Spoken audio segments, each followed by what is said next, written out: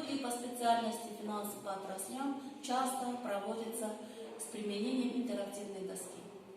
Так, безработица. Что такое безработица? Это положение в экономике, когда часть трудоспособного населения, желающего трудиться, не может найти себе работу.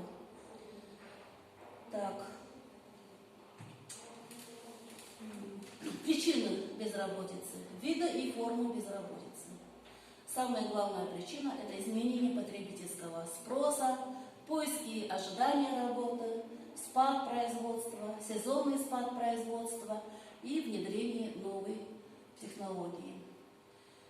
Так, виды безработицы.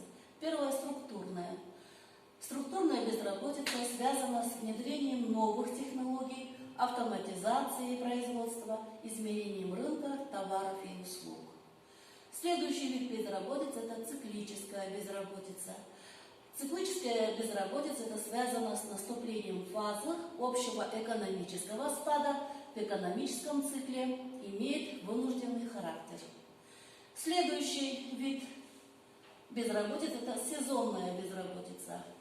Связана с неодинаковыми объемами производства, выполняемыми некоторыми отраслями в различные периоды